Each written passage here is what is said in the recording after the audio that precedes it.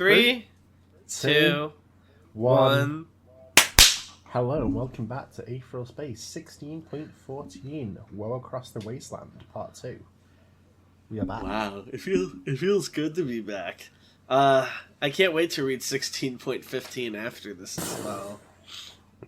The line brew. We have another we have another chapter, right? 2 chapters. That's my favorite part of the weekend. It's the second chapter that really makes it kick in. Without that, it's like, what's the point? There will be a half-week hiatus, is what you're saying.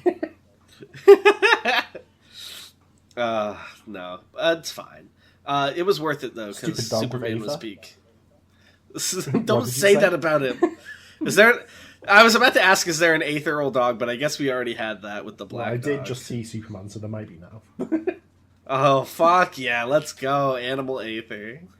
Whatever media I last consumed directly contributes to the world building. This is my new pet, Drago, Dragon says. It's like, I got another power in between chapters. I have a dog now. Gemini dog! It's like, don't worry, he bites. I had a funny idea for an Aether power called Fetch Quest, and you make like a little Aetheral dog, and it goes and it finds whatever you want it to, and it brings it back. That's good. Alright, let's do this. I have to say, Morgan said shakily, taking a cautious step back, you guys wouldn't be my first choice for an assassination squad. Is the Supreme short-staffed? He considered his situation. In short, it was bad. Gretchen Hale, a blacksmith who had forged countless Aether armaments. She herself wasn't so tough. Ioneer had once managed to splatter her against a wall with a single attack, after all. But there was no telling what kind of tricks she'd come prepared with. That crown of leaves, for one. Who knew what kind of benefit it was giving her right now? Ash Deldurin, one of the most skilled users of the killing arts in the Supremacy. His Aether tick of accelerated aging meant that the amount of infusion he could use was limited, but he'd learned how to compensate for that. If Morgan got within melee range of that man, he would not escape. And then, Meriloko. The man from 200 years ago. The man who had taken every attack Morgan could muster and barely even flinched. Taking him down in the Dawn contest had nearly killed Musashi. Morgan knew that self-belief was important to Aether usage, but there was no way he was beating all 3 of these people at once. It just wasn't happening. Self-belief is important to Aether usage now? Is this new? Has that been stated before? It's like confidence-based? Well, yeah, it's, I don't think it's ever come up in text, at least. New Aether lore. I don't think so. It's all consciousness-based, so you need to be confident in what you're doing. I suppose. It was strange, though. The last time Morgan had seen Meriloko, he'd been working to help Musashi get off of Azum-Ha. The man didn't seem like much of a schemer, but maybe? Gretchen cut off Morgan's train of thought by repeating her question. Where is Musashi? I'm not going to make it easy for you, Morgan glared. It's going to take you a lot of work to get that information out of me. He was looking at the seed of man, Ash commented, glancing over Morgan's shoulder. Maybe he's there? Everyone's looking at the seed of man, Gretchen snapped back. That's no guarantee. I'm not throwing myself into the middle of all that chaos for no reason. Interesting. So these guys hadn't come from the seed of man. Whatever force was attacking that place now, Gretchen's group must have arrived separately from them. Hold on. For some reason... sorry. What? My mouse wasn't working for a second, but it's fine now. Separately from them. Morgan took another small step back, towards the balcony. Snapping into alert, Gretchen raised her bow and pulled the string taut in his direction. Her golden eyes were dull with killing intent. We wouldn't try it, Morgan knocked, she said softly. Our arrows track their target. Even if you were to jump off, they would strike you before you landed. Morgan's eyes flicked over to Meriloko, who still hadn't said anything. You'll never say anything. He just lingered in the back of the room, crossing his arms as he leaned against the wall. If you're going to betray these guys and save me or something, this would be a great time. Meriloko just stared back at him. I guess not. Give him the Sigma stare. You can't imagine I'm just going to tell you, Morgan said, shifting his gaze back to Gretchen. I've brought the tools, she replied simply. You'll tell us. Right, Morgan slowly nodded. And if you... Morgan moved. F-A-J-A! The room was filled in an instant, flooded with fog and illusionary copies of Morgan himself. They rushed... Sorry, What? It should be they. They rushed through in a mass of confusion, and as they did, Morgan leapt up towards the ceiling, planting his hand against its surface. Get him! He heard Gretchen scream, and then... Killing arts! Bullet step! He felt the hand grip his collar tight. Ash Deldurin had blasted off from his position at the back of the room, reaching and grabbing Morgan before he could so much as blink. For a moment, the two of them wrestled each other in midair. Ash tore away Morgan's collar, and Morgan tore away a strip of his tracksuit. Just as Ash lashed out his hand to grab Morgan again, though, L-A-I-A! He escaped, leaving an inferno behind him. Unchained.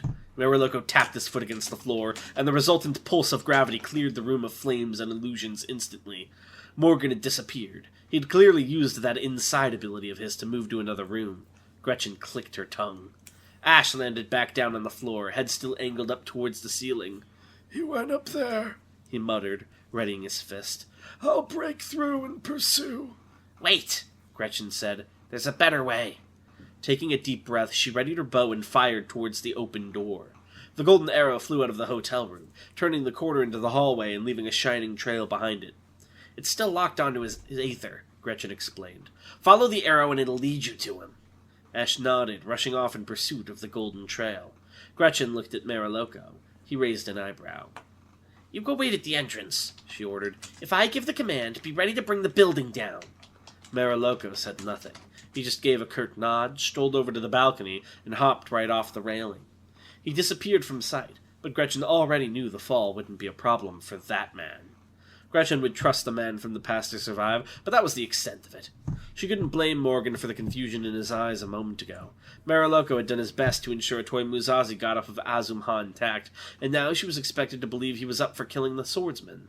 Their impromptu squad, stray scraps of Dawn contest rivals, had been given this last chance to earn a pardon for their supposed impropriety. Gretchen didn't see Mariloko as caring enough about that to partake. Still, all she could do was keep an eye on him. His accompanying them had been the Supreme's decision, not hers. Gretchen turned back to the hotel room. The fact that Morgan Noct had used his fire ability on the way out, that was very, very interesting. He would have known it wouldn't have been enough to hurt them, and it cleared out the smokescreen of fog that was causing confusion, so why? There was only one explanation. There was something in this room he'd wanted to destroy. Silver Saint prototypes! 2 suits of silver armor slipped out of Ragnarok Forge, each dropping to one knee before Gretchen. As far as puppets went, they weren't nearly as useful as those of the Maker Guild, but they still had their uses. Simple searching was well within their wheelhouse. Search the room, she commanded. There's something in this place, something that could lead us to a Toy Muzazi. Find it! As the prototypes moved robotically to carry out their task, Gretchen put a hand to her chin. What should the next move be? How should she proceed? It was 3 against 1, and the levels of strength were far from equal. But she didn't expect Morgan Noct to go down easily. What?! No. You mentioned the Crown of Leaves.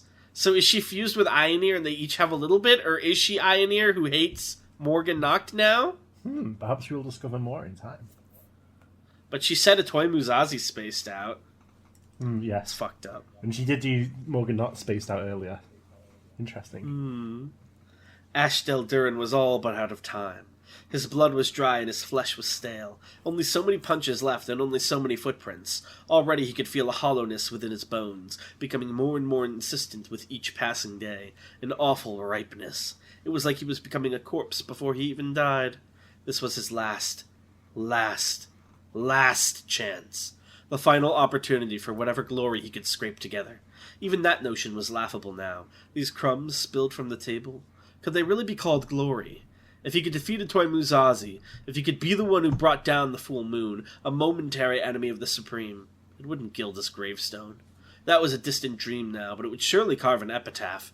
There would be something to remember him for, some evidence of his existence. And so he ran, with legs that shouldn't have been capable of running any further. Gretchen Hale's golden arrow did not go the way he'd expected. Instead of heading upwards to the next floor up, the floor Morgan had touched, it swooped down the stairwell, descending. Morgan Noct was on the next floor down. He must have touched the floor with an unseen tendril of fog, Ash supposed, and used that contact to activate inside there instead. Once upon a time, Ash surely would have caught that. His eyes wouldn't have missed it. When did I become so easily fooled? He wondered. It can't have been so long ago. With a body that could barely hold the training it had received, Ashtel Durin descended in pursuit of fleeting gold. Morgan Noct ran for his life. His trick with the floor wouldn't buy him much time. His opponents were smart enough to figure it out, but it would still take them a couple of seconds to start properly pursuing him. He had to use those seconds to put as much distance between himself and his enemies as possible. Using tendrils of amplified fog like strings, Morgan swung through the hallways of the hotel, senses heightened to their utmost, waiting for the moment the attack would come. It didn't take as long as he'd hoped. Distant but fast footprints, growing far less distant far too quickly. Something was running straight after him. Alarm spiked inside Morgan's brain. He'd known they'd come down to this floor, but how had they figured out its exact location? He'd taken care to be as quiet as possible as he moved, and he hadn't felt the buzz of an aether ping, so how? Our arrows track their target. Even if you were to jump off, they would strike you before you landed. Shit! Gretchen must have fired off another one of their arrows, and now they were just following it to Morgan's location. His trick with the ceiling had been pointless. Damn it, damn it, damn it! He needed to do something. He had to buy time! So the arrow was tracking him. How? What were the conditions? He hadn't been struck by it, so it didn't have his blood or anything. It had to be aether, then. It was locked onto his aether specifically. Could he cloak? Or was it too late to hide it? Or... Morgan looked down at the blue fabric still clutched in his hand. The strip he'd torn from Ashtel Durin's tracksuit when they'd been fighting. The faintest, slightest bit of orange aether was still crackling around it. If Morgan understood the arrow correctly, then... K! Morgan's purple aether shifted to a matching shade of orange itself. So I know it's spelled with a C, but is K for chameleon? It's for kin. King? Kin. K-I-N. Kin, It's what makes it... It's the ability that makes his A-fight match someone else's. Like... And the golden arrow vanished. Ash skidded to a halt in the middle of the hallway. God damn it. Morgan Noct must have figured out how they were tracking him and executed a countermeasure. The young man was clever, after all. What now? Ash was at a junction. Forward, left or right, with no indication of which way Morgan had gone. What should his next move be? An aether ping was absolutely out of the question, of course. Should they just have Mariloco demolish the building? No, that would accomplish nothing. Their objective was to capture and interrogate Noct, not crush him in the rubble. Should he return to the hotel room? And no. There was no time for hesitation. There was no time for anything. Only movement could be permitted now. Ash took a deep breath. Forbidden killing art! Full power! And charged. Crash! Morgan looked over his shoulder. Crash! Morgan sped up. Crash! Morgan ran for his life, but he wasn't quite fast enough. Just as he reached the hotel's grand dining room, the wall behind him exploded onwards, I assume outwards, showering him in clouds of dust and shards of wood. He swung his sword, deflecting the most dangerous bits of shrapnel, but the damage was done. He had been cornered. He whirled around, already swinging his sword, already knowing it was too late. To be honest, from looking at the state Ashtel Durin had been in, Morgan had expected this to be somewhat more of an even fight. It wasn't. In an instant, Ash was upon him, time turning him skeletal and ravaged, face pulled taut to expose desperate eyes and teeth, grey hair cracked through the air like a whip, and Morgan felt the palm thrust slide through his defenses and slam into his chest. He was sent flying back, landing on the long dining table and sliding all the way down its surface, scattering cutlery as he went. For a moment, Morgan was lost to momentum and pain, gasping for air as his path of destruction continued. At the last moment, though, just before falling off the table, he summoned strength back into himself, leapt up, and took a single step towards his opponent. It was already too late. 4! The word echoed inside Morgan's head, and the voice that said it was more than familiar. It was his own voice, his subconscious, his instincts speaking to him, informing him with the cold courtesy of a reaper. Slowly, Morgan looked up, a shiver already running down his spine. He knew this. A killing art, one that a master like Ashtel Durin would be more than familiar with. Black Timer. With a single inhumanly aimed palm thrust, a series of biological reactions was triggered within the body of the target. Their own subconscious bubbles up to the surface, telling them how many steps they have left to take, and once all those steps are taken, Morgan gulped. They die. So? Ashtel Durin said costly, bones cracking as he straightened up, standing 5 paces away. Now that I have you, shall we talk? That's it? That's the chapter. Yeah. Will Shall Morgan they? get out of it? What'd you say? Will Morgan escape? Will Crypto be No. saved? No, he's been hit by Black Timer. That's it. There's no escaping it. No one's No ever one's escaped the black timer before. In the one time I've seen it. It needs to be breaking out of immediately and never come up again. Well, no, we've seen it before. When? Back in the outer melees, he used it on the guy there. Oh, nice. And you said it was bullshit at the time. You're like, you can't do that with Bomb Frost, but you can. It's so dumb. It's not. He just understands it. Alright, well, if you can just fucking do that, can you counter it by doing like a kombucha cleanse, resetting Yes. your biological... Yes, there's killing arts that can do that. Killing Arts Kombucha Slam. Yeah. You just have to do Sacred some, like, inner alchemy. radio calisthenics, whatever it's called. Aether guy whose power is like Aetheral Alchemy. Drink my potion, boy. Don't worry. It has the technique imbued in it. Join my Aether Club and become a Philosopher's Stone. I do kind of love the idea of like one-time use effects instilled into potions. Well, Could we've that seen be an that. ability? Yeah, Gretchen used some of those. Oh, okay. Remember, she froze That's pretty time and cool. like drank all her flasks. Oh yeah, I forgot about that. She came So ready for the good. boss fight. I love it. All right, we have some aethereal questions, I believe. She just stacked all the buffs on herself so she didn't get one hit again. Classic. Do you want to take over questions while I drink some water? My throat is very dry. Absolutely. Let's have a look. Thanks. Let's see what we've got here.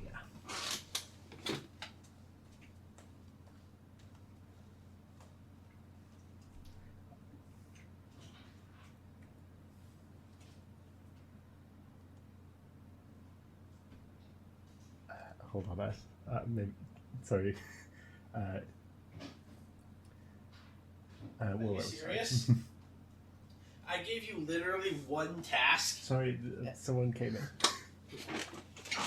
Fucking hell, this guy is worthless to me. Don't swear at me, please. Fucking bloody hell.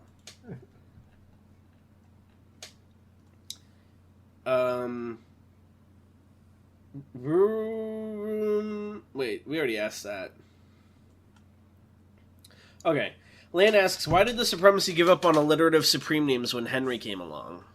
Well, the ones that we have that are all nice and screen test and literature are from longer ago, so in good time they'll be workshopped. Time for no. On the crazy with a K. Nice. Lan asks, does the host of The Prince automatically know who all the previous hosts were? If it chooses to provide that information, if it's beneficial. Wiser asks, what's up with the Serpent of Pesh these days, post-Dawn contests? We'll find out more in good time. Who's the Serpent of Pesh He again? was the guy in the ministry that was on Dragon's side. He was like helping rig the outer melee and melee sort of line up. Oh. Stift asks, can you record something and use it up to power your abilities? Is that a thing? And if so, why is nobody abusing it? That is a thing. People are abusing it. Rurum asks, how was Mazel Row related to Low Row, and were they a member of the Tree of Might? Mazelro was not a member of the Tree Might. He was Lyra's nephew. Oh, who was he again? He Mazel was Row? one of the special officers who betrayed Muzati at the start of Elysian Fields. Oh, damn. Lan asks, if you're aligned with your core when you're not using Aether, does your Aether capacity / ability passively improve? It does not. It has no effects if you're not actually using Aether. Lan asks, the wizard got... Oh, whoops. These aren't questions. The key thing is... Oh, Lan asks, can Compass find people who are Aether cloaking? Unless they're experts at Aether cloaking and they're really, really good at it, yes, it will find them. Alright, and there's a few more, but let's leave it off there. Alright, thank you all for watching. And hey, maybe we'll see you next time. Maybe. Bye! Bye.